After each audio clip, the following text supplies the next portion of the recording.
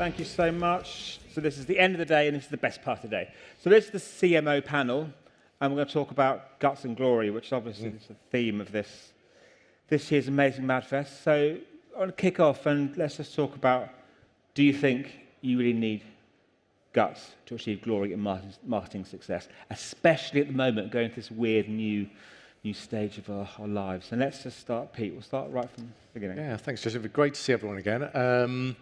I think you definitely need guts at the moment. I think consumers are crying out for real bravery in our work, and that extends not just to the marketing, but products and services, the things we offer and the things we feature.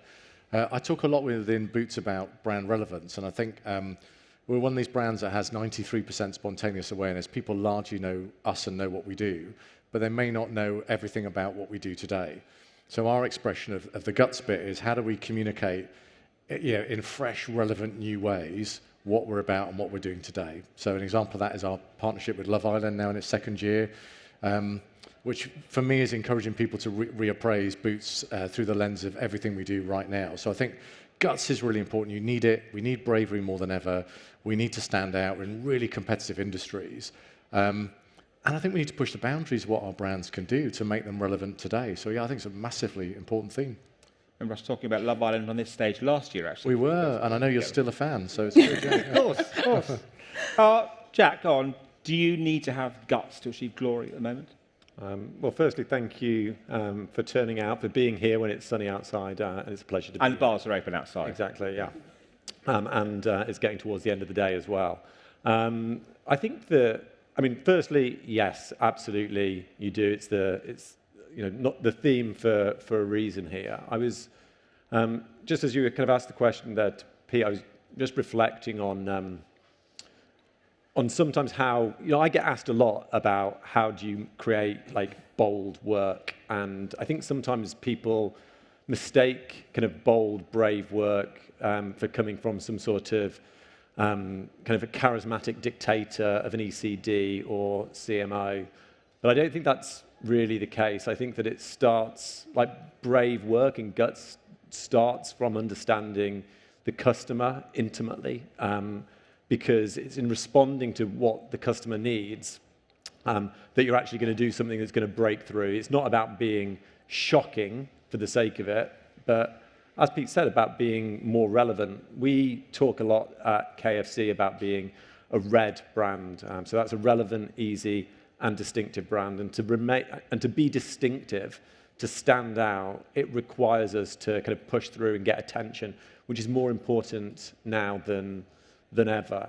To the point around sort of, as I say, like charismatic ECD or CMO, I think that the characteristic that is significantly undervalued when it comes to being bold and brave in communications is actually listening and creating a culture where teams are empowered to take risks, that they thrive through, be it agile working or at least high levels of accountability within a team, and therefore where failures aren't punished, aren't penalised, but that are seen as learning experience. And I think it's with that culture that you can actually drive bolder, braver, more creative work.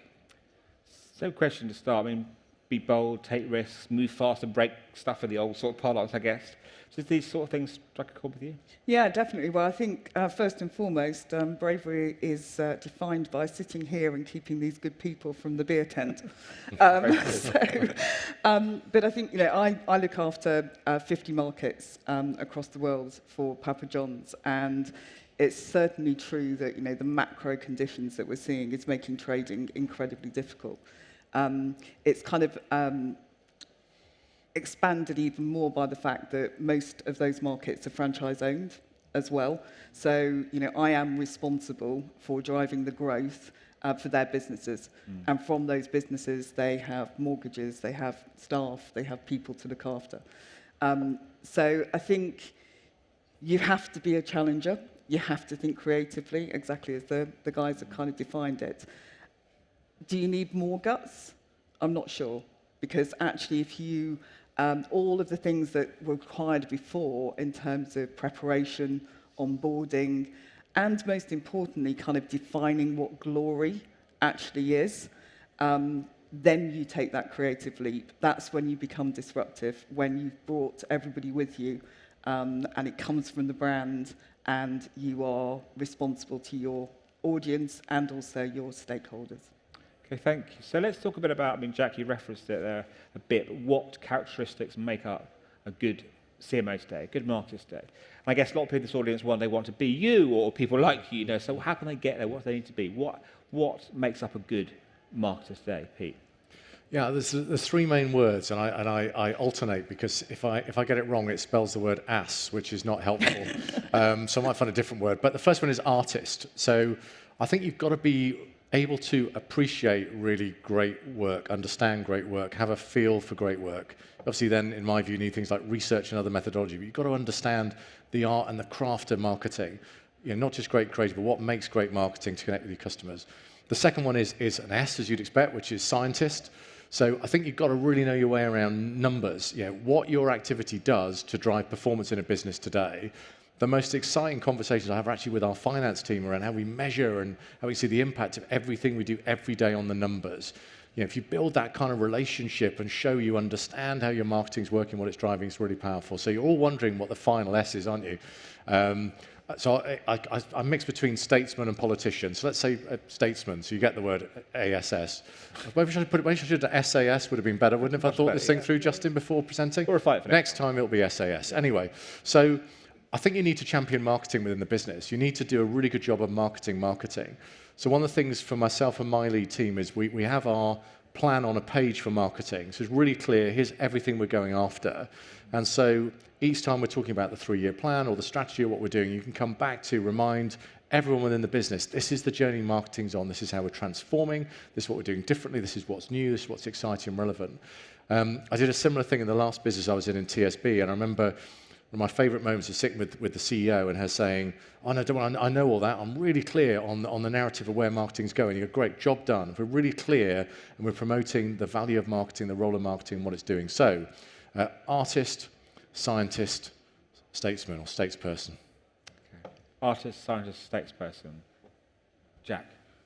I absolutely agree with that. I think the build that I'd speak to is when it comes to, I think, really driving creativity at the heart of the organisation and being able to make big, bold decisions. I think the more that those are across the wider organisation and actually they're owned by everyone. When I think about some of the big decisions that we've made recently, whether it be big media buys or transformation in terms of the consumer experience in our restaurant, that's never going to be delivered by the marketing team alone. And so the more alignment we have across our leadership team and the more ownership we have for those big moves through the finance team, through our operations team, the bigger the impact that we can have. And so I think that the thing that I'd build on is how you make it, make that sense go beyond the marketing team and actually influence the whole organisation. Yeah, going beyond the marketing team. Joe, what about you? So I keep it simple, really. I think it's all about creating the right environment in which great people and great ideas can flourish. And I think, to add to what my colleagues, my fellow people on the stage have said, I think it's about also appreciating that marketing is often in a unique position within an organisation because we touch every part of the organisation. So actually our ability to focus on growth and also align people, and that's where the real power comes from, and that's where the brave, bold moves come from, is second to none. Thank you. So brave, bold moves, and we're talking here about being brave to achieve glory. And there's a lot of talk on common stages about brave work and being braver, but let's actually dig in and find out what you think is some of the bravest work you've seen recently, really brave work that's changing minds and maybe even changing society. I want to start with you, Pete. Yeah, give a couple of examples. I'm going to compliment Jack and the team at KFC to start with. I think the work out of KFC over the last few years, I think, has been incredibly brave, with everything from when the team ran out of chicken, and all remember that advert with the KFC spelt slightly differently in the national newspapers, through to, we were talking backstage about the finger licking in COVID, you can't do finger licking, really clever, through to what I now learn internally was called Chicken Town, where you see the Colonel drive through acknowledging there are other chicken outlets, and that's okay, but clearly, KFC is a place you want to go. And I really like that because it's a brave way of playing around the boundaries of your brand, staying true to what you're about, but being fun and engaging with the content and what you're there for. The other more recent example I'll give is I think the work from Tesco has been really smart in response to the pandemic and the cost of living. And they did some work on social media recently, which was, we want you to spend less money with us, and then gave examples of how you could save money. That's incredibly brave, to literally say those words, we want you to spend less with us. So I think I've been inspired by KFC as a brand that knows what it's about, but is quite happy to play around the edges of its identity and engage and draw people in. And Tesco, I think have lent in brilliantly into an immediate, challenging situation with a message that is unexpected, but just right for our time. Totally agree. Jack, you've just been praised by the know. totally unscripted. You're going to reciprocate. That's very kind. So obviously Boots are doing some great work. I think Boots have. The ones that come to mind immediately. Firstly, we've all been enjoying real-life courtroom drama this year, haven't we? And I've been particularly enjoying watching Cuthbert and Colin have it out on the Caterpillar chocolate Swiss roll kind of big issues. And I think, not particularly kind of changing the world there, but I do think that the way that Aldi have managed to secure a level of kind of conversation with multiple other brands, even M&S kind of beginning to be a little more playful with them on socials as well, with something which actually has a huge level of commercial risk associated. And you can see where if lawyers were getting involved, actually playing that game is incredibly, or could be seen as incredibly risky. So I think that's really brave, it's really fun, and it's playful. The other one, kind of going very traditional to a Super Bowl ad, would be the Coinbase ad that broke the internet. And if you've not seen it, if you remember, those of you who are old enough to remember, DVDs had this sort of bouncing DVD that went across the screen. What they did for a full 60 seconds was they had a QR code with an amazing sort of electronic track in the background, and this QR code just bouncing around the screen, and then you scan that and you get $15 of cryptocurrency to invest. And I think that just the pure audacity and simplicity of that as a single piece of creative work I thought was excellent. But the reason it came to mind is because I'm eternally fascinated with the turnaround of QR codes and how important they have kind of become over the last couple of years. And we thought that QR codes were dead. I remember years ago kind of fighting to have QR codes taken off everything, being told that they would kind of become obsolete. And now we are diving in fast with QR codes. So I thought that a full 60-second Super Bowl ad of a QR code was particularly brave. So I'd raise slightly out of campaigns and probably onto a slightly more serious conversation. So obviously with the conflict in Eastern Europe, there was a huge wave of understandable sentiment sort of directed at a lot of companies. Again, not to come back too much into the kind of franchise model, it is incredibly difficult for franchise models to get out of markets from a legal contract point of view. So brands were faced with how do we do the right thing, but also how can we do the right thing because of all of the kind of legal loopholes. So I think the brands, particularly a brand such as McDonald's, who were absolutely synonymous with the golden arches, the coming down of the Iron Curtain, for them to come out and also take a significant hit to their revenue. It was a remarkable sort of reaction to something that they could have tried to sidestep. That's a great example, I suppose, of brand purpose. And brand purpose dominates. Cannes a couple of weeks ago, it dominated the Cannes stages. So brand purpose, I mean, do you think that it is in danger of being overhyped, or is it just, it's overdue, it's sort of spotlight moment? Jack's thought. Yeah, thanks. Thanks for coming to me first on this one. I mean, I think that a lot of marketeers and a lot of senior marketeers have been at points a bit confused as to what the purpose of their brand might actually be, and purpose, like having a clear purpose for your brand to live in the world, I think is essential, and it's an essential part of what we do. But I think sometimes when we talk about brand purpose, that speaks to an anxiety that marketers have, that your purpose cannot be to sell delicious food or to make people smell nice. And that actually, I do believe that is the purpose of certain brands. Now, of course, I'm being a little bit sort of simplistic. It is more complex than that. And certainly when it comes to doing good as a brand, I think that the waves of change that we've seen over the last 5 years are incredible and incredibly important. And there's a huge amount of responsibility on brands and marketeers, not just to do less bad in the world, but to actually have a positive impact and be net positive. So whether that be through the ESG agenda, through every element of how we as marketeers show up and do business, and how our brands and businesses do. But I think when it comes to brand purpose and leveraging purpose in that sense as the sole driver of consideration or the primary driver of consideration for a brand, I don't think that that's necessarily the right course of action for every brand. Pete, we've talked before about this, the idea of brand purpose, and there are lots of bandwagon jumping always, but how does what Jack says particularly relate to you? I really like what Jack says. I think, look, purpose I think is brilliant, but it's only brilliant if you actually do something with it, if you live and breathe it. If it's just like a slogan or a poster in your work toilets, it's just really not that great. And you've got to, if you do a bit of work on purpose, you've got to embed it. And embedding it isn't just having great marketing, it's about everything you do. There's a model I love from Interbrand where they have 4 boxes where they've looked at the brands that have got a clear purpose that have delivered it and achieved real growth.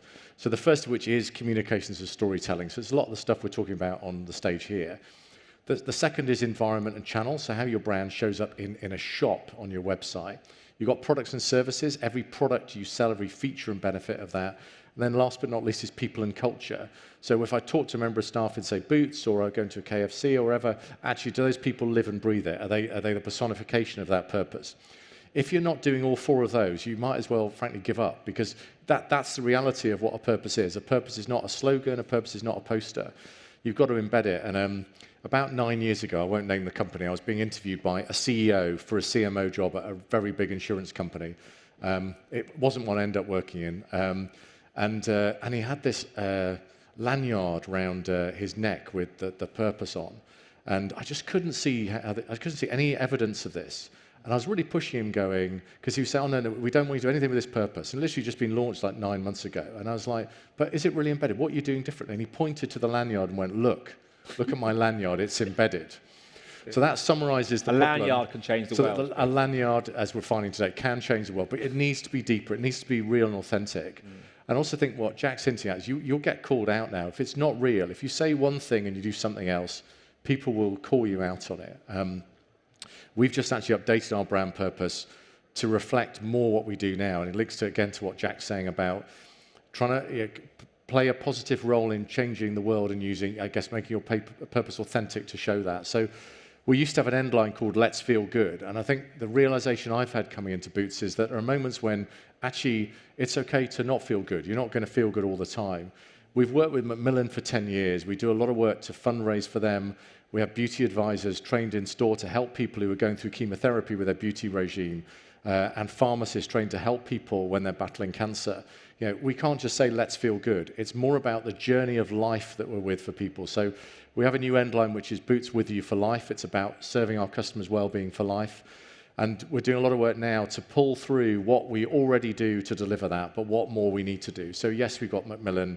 We're ramping up our work with the Hygiene Bank, particularly at the moment. So our business was formed 150 plus years ago, part of the reason to tackle hygiene poverty. Here we are again in 2022.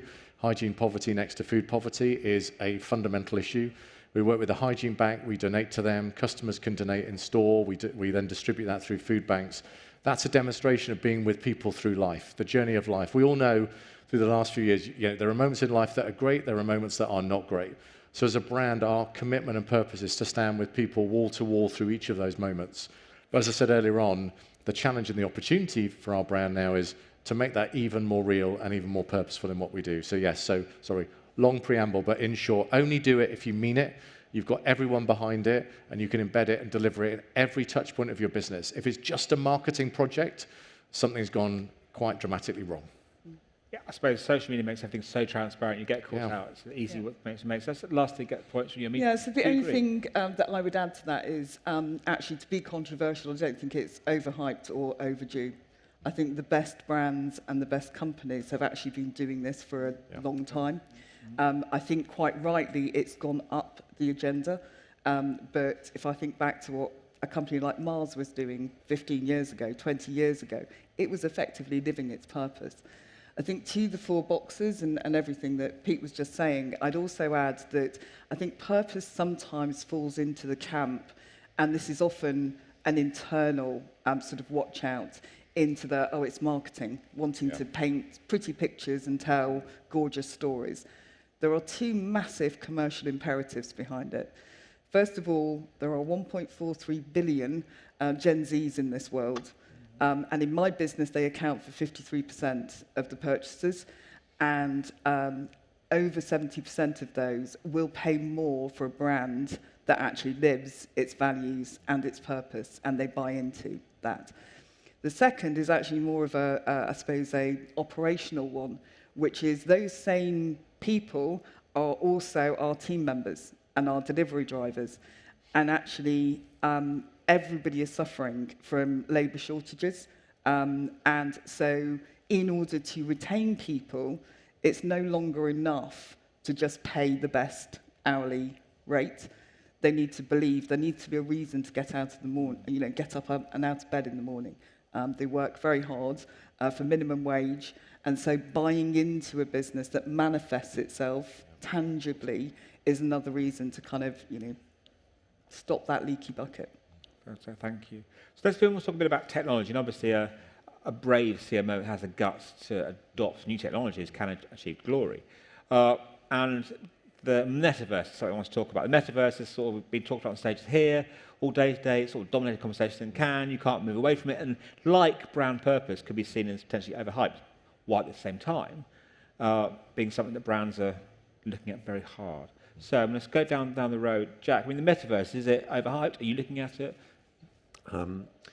So I think that as marketeers, we can have a tendency to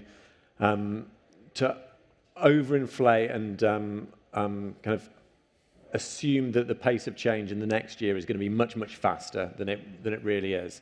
Get very excited about the next new trends and then expect to see that change come through. But on the contrary as well, I think there is a tendency to underestimate the pace of change over a longer term horizon. So over the next 10 years, the level of change is likely to be beyond anything that we may be able to predict today. So when I think the metaverse falls into that camp, I think that over the next 12 to 18 months, the level of pace of change and adoption isn't going to be as significant as the hype might suggest. But over a longer term horizon, I think it will be significant. So it's absolutely a place we're playing and exploring, and people who understand more about it than I are helping us kind of make the right decisions there. But we are actively building restaurants in the metaverse so that you will be able to order a KFC in the metaverse and have it delivered to your home. That is absolutely a legitimate, there's a use case there. We've actually done that in other markets that are more advanced.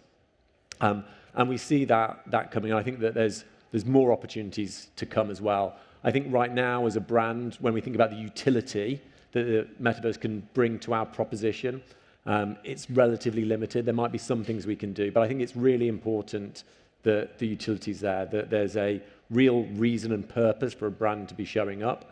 But I think it will be here to stay. I think that there are some opportunities, and we're absolutely like jumping in on them now.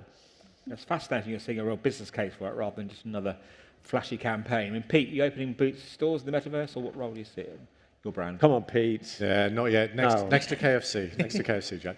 I think, look, I'm really excited about innovation overall in our industry, and we run something called an Innovation Slam each month where we invite media owners to come and pitch new ideas to us for 10, 15 minutes. We'll do a quick Q&A. If we like it, we'll just do it. So that's led to great partnerships with Sky, ITV, and others, a lot of which has come through on our summer campaign. So I love innovation. I want us as a brand to be at the forefront of it. The example I've used with MediaCom is I don't want to read about it in Campaign and Marketing Week or The Drum or wherever. I genuinely want us to be the ones pioneering and doing it. And I say that's given us some great ideas. I'm really interested in metaverse. I think it's just, for me, it's a bit of I've got a load of stuff to do.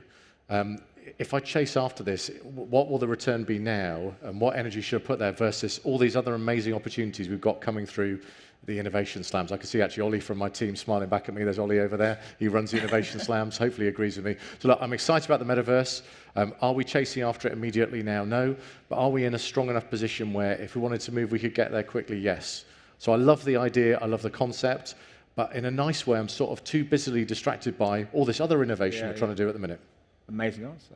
So let's end with you. We've only got 2 or so minutes. So the metaverse or not, or what you're doing with it, or just generally what innovation or technology you're most excited about in the year ahead? Yeah, I mean, I think technology I'm excited in. I think to move it on a little bit. So I think in the delivery model that we both work in, I think what's starting to be interesting is how you can think about how you brand delivery service. So how do you unite your order from restaurant through your delivery tracker, through to receipt, and actually interrupt, and then link it into loyalty, and also interrupt when you know that there's going to be a point of dissatisfaction. So you actually get there ahead of a pizza arriving 45 minutes rather than 30 minutes. So I think that's really interesting in terms of how all those things together are coming together. I think in terms of the metaverse, I mean, we're at the stage, aren't we, where the ships are landing on the east coast of America and the first wagons are setting off to Idaho. So we're marketers. We love shiny things. Of course we do. So we're at the stage of having fun with it at the moment. We linked it to the world's biggest NFT giveaway for a recent product launch that we did across the globe. But there was a commercial reason for doing it. As a small spend brand, it allowed us to talk to the fashion vertical and also to the NFT community. So it gave us huge amounts of coverage because we went in, had some fun, eyes wide open. Amazing. So we've got a minute left, and let's end with you, Jack. We'll talk about NFTs all day, Web3, all those sort of things. But year ahead, what technology or innovation is most exciting you?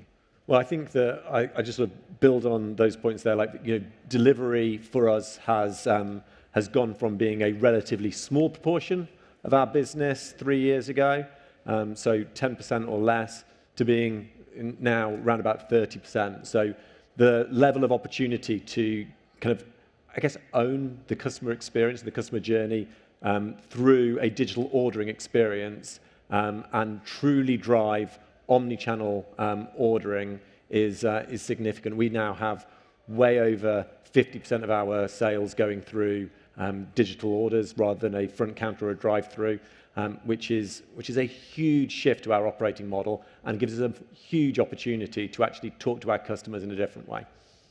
Well, thank you so much. We're just out of time, so I want to thank my amazing panel.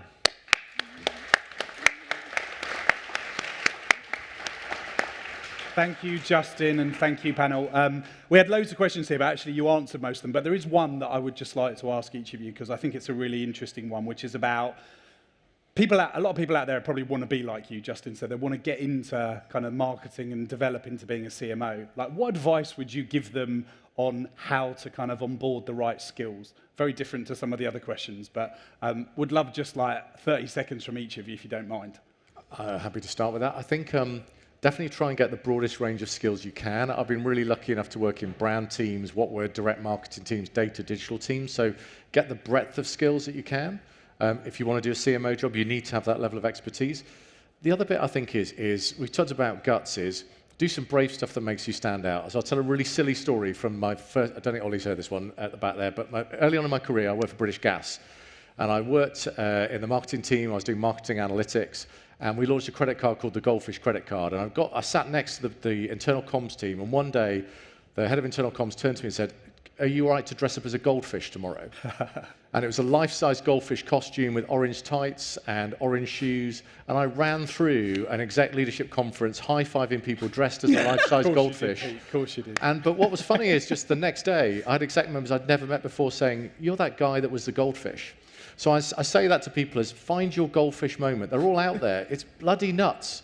But actually, find a moment to stand out, to stand for something, to get noticed, get involved in other things in the business, whether it's diversity, inclusion, groups, other bits. Do stuff outside your day job as well. That'd be my advice. Great advice, Pete. Joe? So I came to marketing actually from creative agencies. So what I would say to all you brilliant people out there is hang on to that. Because actually the skill set that you get in creative agencies and how you can then apply it within client organizations is gold dust.